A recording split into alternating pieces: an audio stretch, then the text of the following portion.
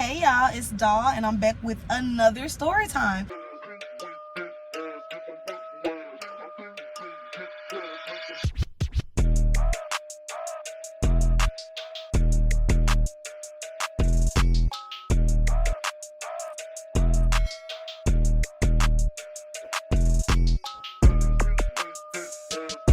And yes, I am wearing the same exact makeup because I'm filming all three of these story times in one day. So if you have not checked out the last two story times about paranormal experiences that have happened to me, actual encounters that I have had, go ahead and watch those last two story times. This is going to be the third one, telling two stories about different things that I have experienced that are paranormal experiences. The reason why I'm putting two story times into each video is because if I just did one story time for each one, it would not be long enough for me to even post a video. As you can see, I talk pretty fast and I get straight to the point. So it's not many like of just details that I could tell y'all, let you know exactly like how I was feeling during that moment and what was going on. So the first story time that I am going to be doing is another story time that my sister actually told me. So I didn't experience this, my sister did experience it, but of course I have all of the information, all of the details that she told me about, and so I'm just going to start off with telling you guys about it.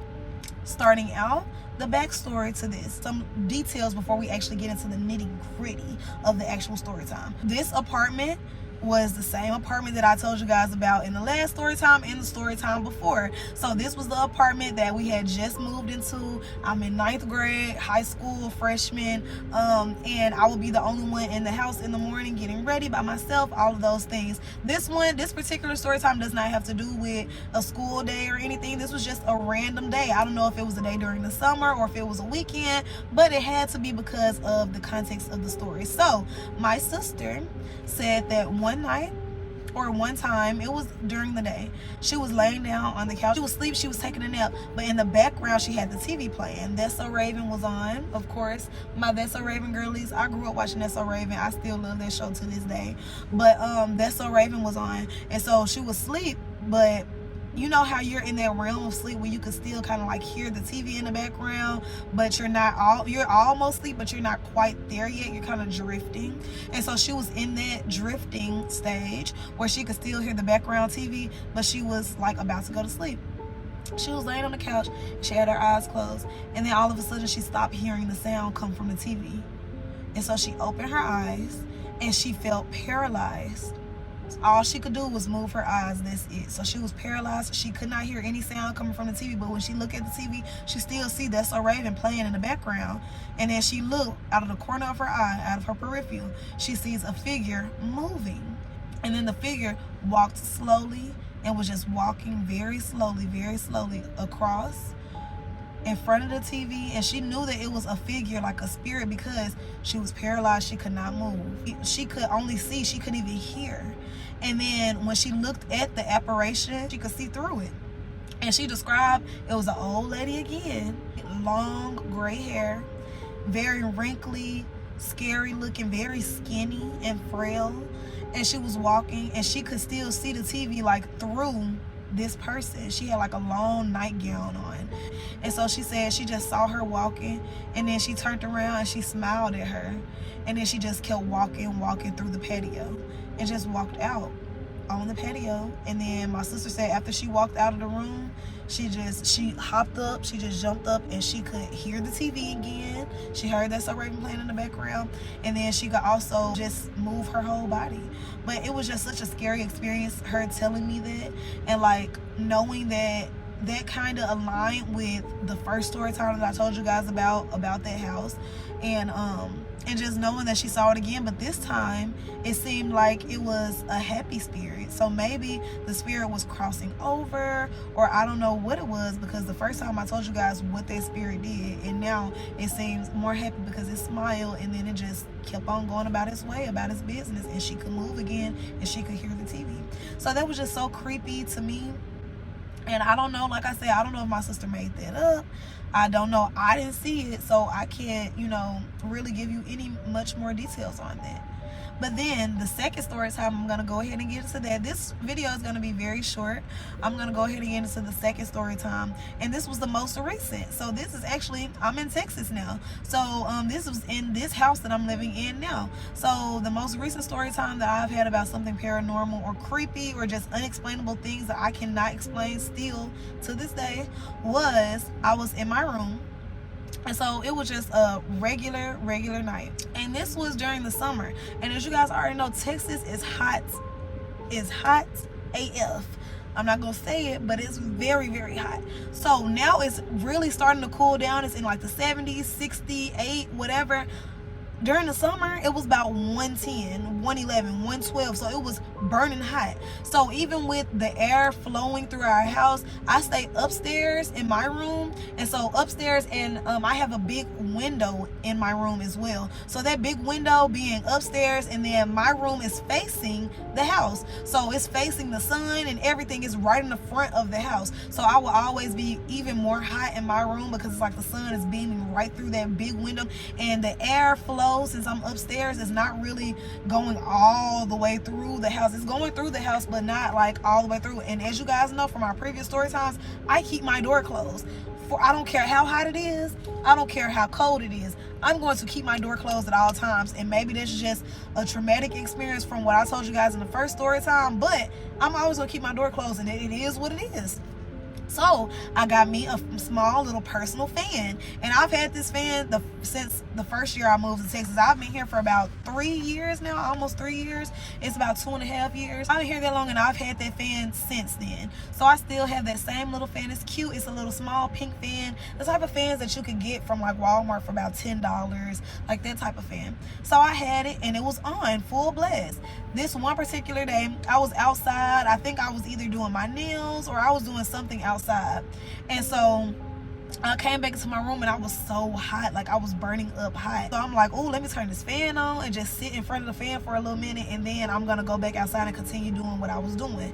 And so I'm in front of my fan, and I'm just like, oh, I'm cooling off, and I'm on my phone. I'm just scrolling or whatever on my phone on TikTok. And all of a sudden, I'm not feeling air anymore. So I'm like, hold on, what's going on? I know this fan on. Is it too hot that I can't even feel the air? Like, what's going on? Because sometimes it can get that hot to where you can't even feel the air through your fan. So I'm thinking maybe it's super hot that I can't even feel it. And I turn around, and I notice that, okay, it's not facing me. So let me turn it back around. Let me face it towards me, and let me sit in front of it, and I get back on my phone scrolling while I'm cooling off. So I'm cooling off.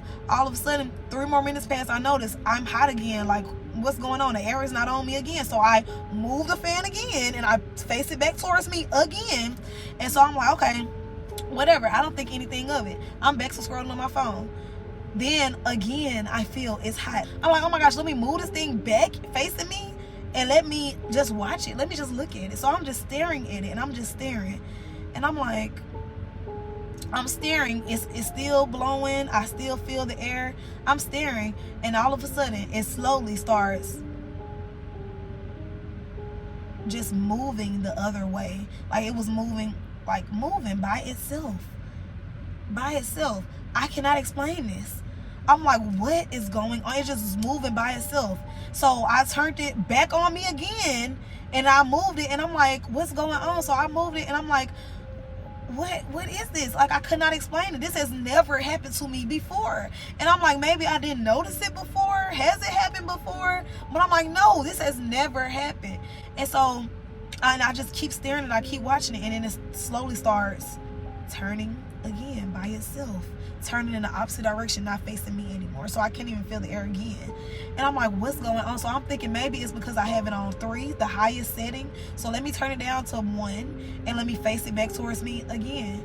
And again, it starts moving by itself. Yeah, I was freaked out so bad. I turned it back on 3, and I moved it, and then I put a water bottle behind it so it could not move. And so it stopped moving, but it was like, why did I have to do all of those things for it to stop moving? It wasn't because it was on the highest power setting and it's moving, because that had never happened before. Even when I turned it down to level 1, it was still moving on its own. I don't know what it was. I cannot explain it. I really don't know at all. I'm like, maybe because it was on my side dresser. So I had like a little side dresser where I have my lamp on. It's right by my bed. I can like put water on there, or have like, you know, my phone charging right there, my AirPods, my Apple Watch charging, all of those things. So that's why I have a side little nightstand over there. I'm like, maybe it had water on it, under it. Maybe that was the reason why, and maybe that's why it moved. Because like I said, I have to come up with some type of logical explanation so I can sleep at night. Because baby, I'm not about to be scared in my room. So the logical explanation, maybe I spilled some water, or the precipitation from the water dripped on the nightstand and that made it move. I don't know, but like I said, when I looked under, it was no water. So that's just what I'm telling myself to help me sleep at night. Okay, to not have my mind racing thinking about maybe it's something or a spirit in this house. Okay, so let me add a bonus story time. Since this is only 11 minutes long, I'm going to add a bonus story time. So I was speaking with my sister, and of course I already told you guys about 2 story times. The first story time that I told in this video was about my sister, and one of the videos that I did earlier, I think the first story time, the actual first story time I told you guys, it was about my sister. So she always has more like paranormal experiences than me, because I think that she's more like spiritually inclined to actually see things. For me, I think I'm more emotionally inclined. Like I will feel some type of way if the energy is off. I will feel that. If somebody is very emotional, I will feel that sadness through them. So I feel like I'm more of like an emotional type of person. Like I can feel the vibes, feel the negativity or the frustration or the anger or the sadness. I can feel those things, and that's why I said that I would feel uneasy, or I would feel like weird, or my heart would start beating fast, or I would feel the goosebumps or the hair start raising on the back of my neck when certain things would happen in these different encounters. So for my sister, she would see those things. Going back to this little bonus story time had something to do with that fan. So my sister said that one night she was in her room, and this is in the same house in Texas. She was in her room, and all of a sudden she was looking at her mirror, and her mirror was just vibrating. It was vibrating, and so she was like, she couldn't understand why her mirror was just moving and shaking on its own. It was just shaking, vibrating, and she would look at the nightstand, and she would see that the nightstand was still. She would look at the mirror, and the mirror was shaking. And so she would look at the nightstand, it was being still, and she would look at the mirror, and the mirror was shaking.